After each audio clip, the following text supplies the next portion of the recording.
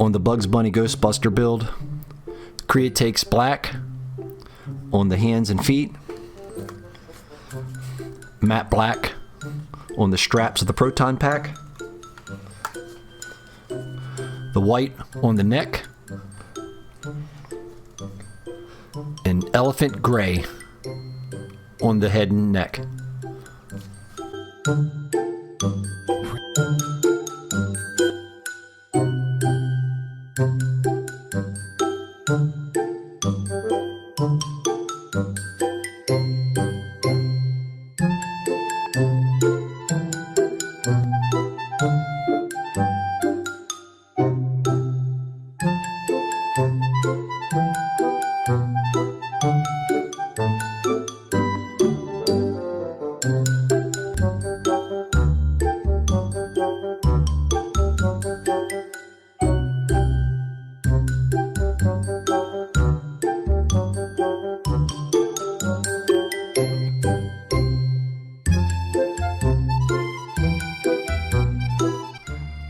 The Bugs Bunny Ghostbuster build right here. This was a fun, quick one, but this is the scariest part of the build for me. I had to cut some of the neck off. It was way too long in the beginning of the build. At the same time, even after I cut this off, I still had a little bit of like a 1/16 of an inch or maybe more of a gap between Bugs' head and the neck here. But this here, I was really reluctant to do because I was really worried about not making a smooth transition cut, and I have to go buy another figure. And then I gotta wait 2 more days for it to get here, blah, blah, blah. The last thing you want to do is mess up your figure and have to start the project over again. So I guess with beginner's luck here, I guess I got through the cut pretty smooth.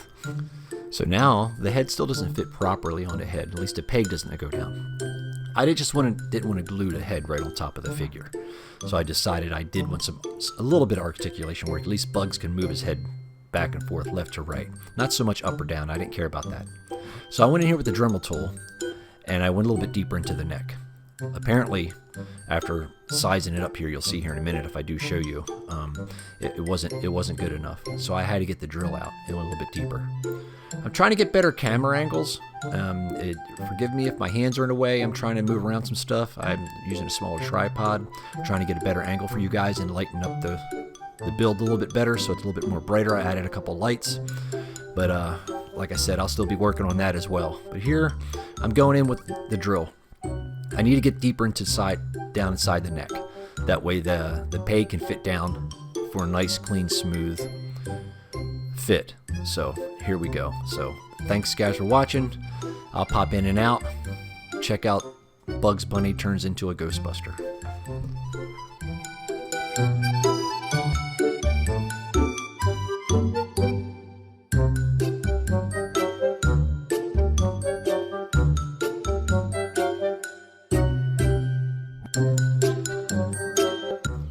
Now that we got the head out of the way, I was a little concerned about the feet because it's kind of an eyesore to me because it doesn't look like one full boot the way it looks because Bugs Bunny's feet were so big and his ankles were so small. So I decided to make a pre-fitted. I cut a little bit more than the ankle that I needed just to size it up a little bit because I did want to use the peg holes here, as you can see on the screen, to go inside of his ankles. So I marked them off where I needed to be, how deep I needed to go. Then I cut them off. Then I wrapped some blue tape around the drill, and then I went start drilling to make the feet work. So I did a couple of pilot holes to see if they would fit. As you see right here, I'm just eyeing them up.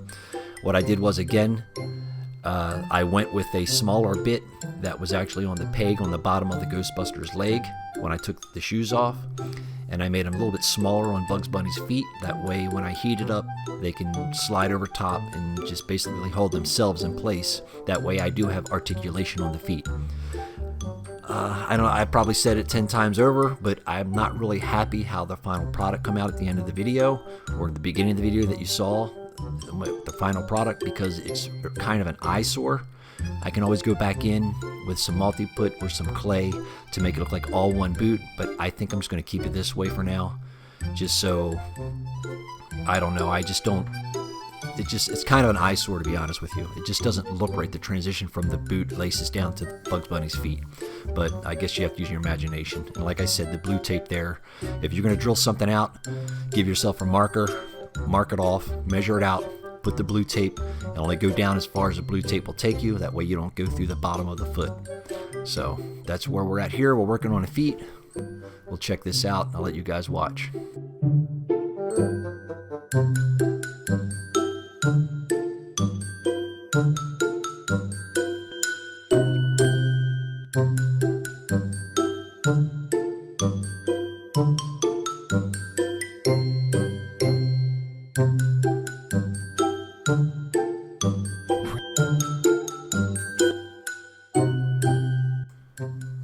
So I'm pretty confident where the feet are.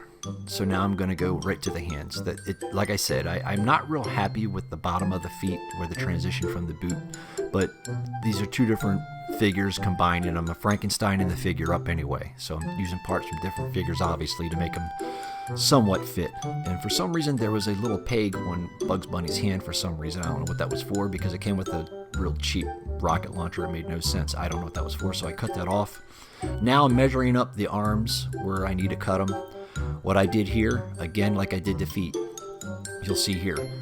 You can see Bugs Bunny's hands and wrist. I didn't cut it down right at the bottom of his glove. I left maybe almost a quarter of an inch past his hand on the actual hand, if you know what I mean.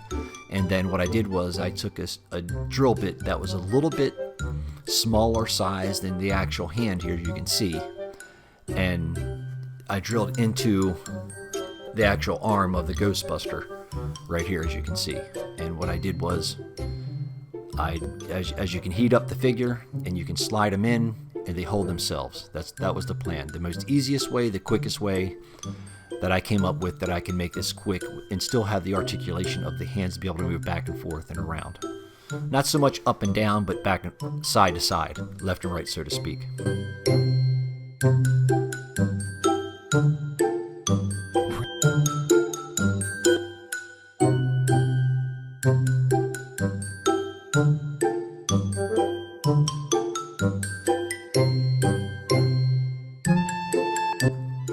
Here we are now with the Bugs Bunny completely mocked up and done. All articulations there where I need it to be. It's nice and solid. It doesn't fall out on its own. The head moves back and forth, left to right. The feet are moving up and down, not side to side, but up and down. And here we're going to go straight to paint. I decided not to primer this. Reason why is because that was a step I think I didn't necessarily have to do with this project. So I just went straight to opaque black. I'm using Createx black airbrush paint. Just filling it in, layer after layer. I took back the pressure to maybe 23 psi, because anything higher than that, it seemed that the paint wanted to run off really quickly. And I did cut back the airflow on the actual airbrush gun to keep it really soft, so to speak, so it's not coming out so much. And it's layer after layer after layer. There's the finished product on that. And now I'll move the same thing straight to the hands. Layer it up until you get that opaque black look. That's all I was doing. It was this kind of easy build, straightforward.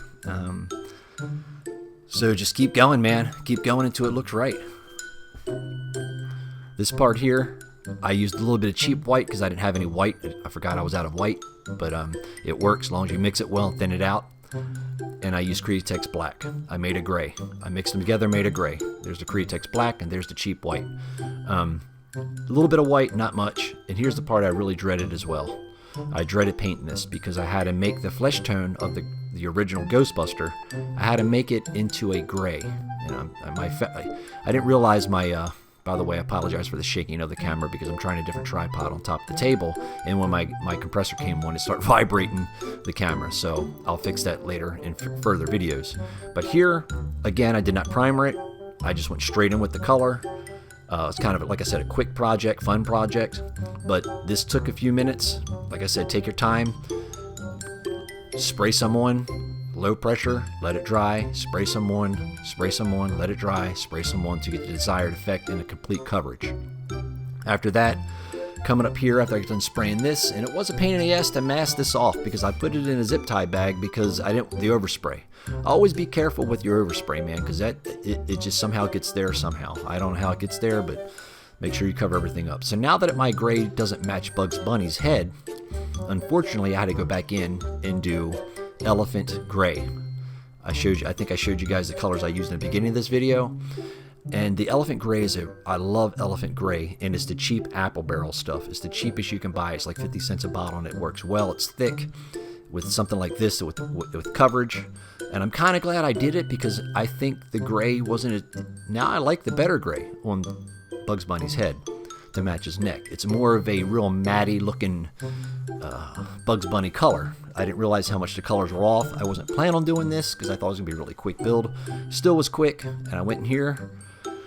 I put a line between his teeth just so I can break up his face a little bit. I don't want to go any dark washes or anything like that to separate up all the detail in his face. I was going through the cartoony look, and I just wanted to keep it that way.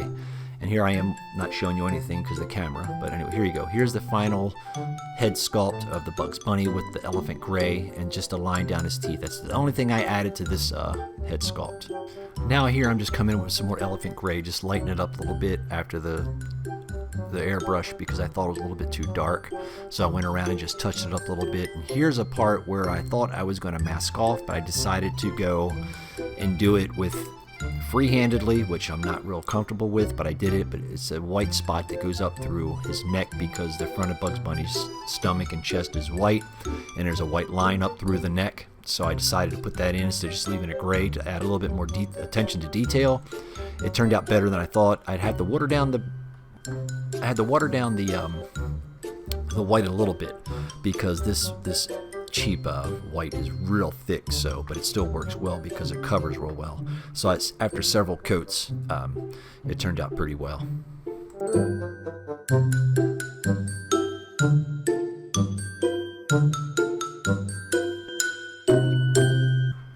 Overall, this is a great figure. I should have picked them all up when I had a chance to see them in the store, but you can just get them from Amazon. This protein pack looks really good, the detail. I'm not so much worried about the back of the protein pack. I'm more concentrating on the green part you can see here on the front. It's just straight green. There's a lot of detail in there that you can't really see. I mean, you can see it, but I decided to go in and put some just straight matte, cheap, right out of the bottle, matte black on the straps, just to break it up. This is a little tedious. You got to get your magnifying glass out. You got to just take your time and just this is something that's attention to detail. Take your time, just take as long as it needs, take a break. And I just went in, like I said, with subtle improvements, I think. Just adding some things, just around the straps, just in some of the straps, just breaking up the green, because it just looked weird, just all green. But with a $16 figure, what can you expect? But the detail's there. You just have to bring out the detail when you're doing these type of things, in my opinion.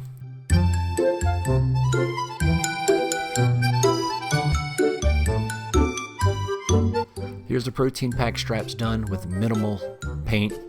Just a couple things, very subtle things, not much, just to break up the color a little bit.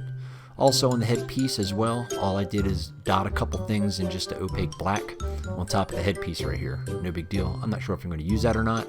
Maybe I will, but thanks guys for watching. I appreciate you for sticking around. So that's it for the Bugs Bunny Ghostbuster build. I think it turned out pretty good. Not happy with the feet, but then again, it's okay, man. Just keep going, add the pieces, make them fit, color them up. Until next time, thanks for watching.